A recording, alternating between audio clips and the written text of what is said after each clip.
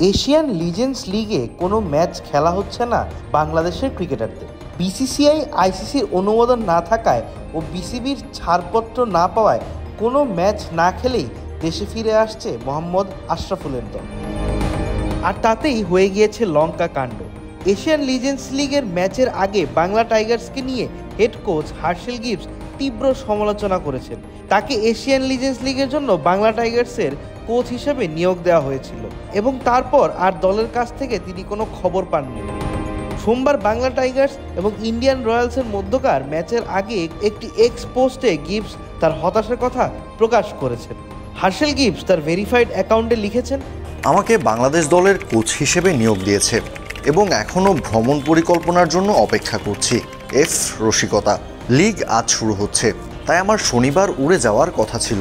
যদি তারা আপনাকে ভূত দেখায় তাহলে যাওয়ার কোনো মানে হয় না। দেশ জুড়ে তোলপাড় ওয়ালটন ফ্রিজ কিনে আপনিও হয়ে যেতে পারেন মিলেনিয়ার।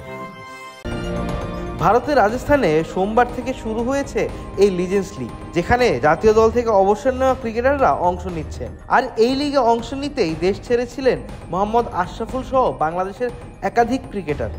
তবে এই টুর্নামেন্টে অংশ নেওয়ার আগেই দেশে ফিরে আসার সিদ্ধান্ত নিয়েছে বাংলা টাইগার্সের ক্রিকেটাররা। ইন্ডিয়ান রয়্যালসের বিপক্ষে ম্যাচে মাঠে নামার আগে বিসিবির পক্ষ থেকে আশরাফুলদের সতর্ক করা হয় এই টুর্নামেন্টে অংশ না নেওয়ার জন্য। তাই কোনো ম্যাচ না খেলেই ভারত থেকে দেশে ফিরে এসেছেন বাংলা টাইগার্সের ক্রিকেটাররা। কিছুদিন আগে আন্তর্জাতিক ক্রিকেট থেকে অবসর নেওয়া তামিম ইকবালেরও এই দলের হয়ে খেলার কথা ছিল।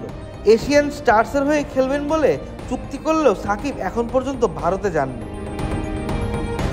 আবিদ মোহাম্মদ, ক্রিক ফ্রেন্সি।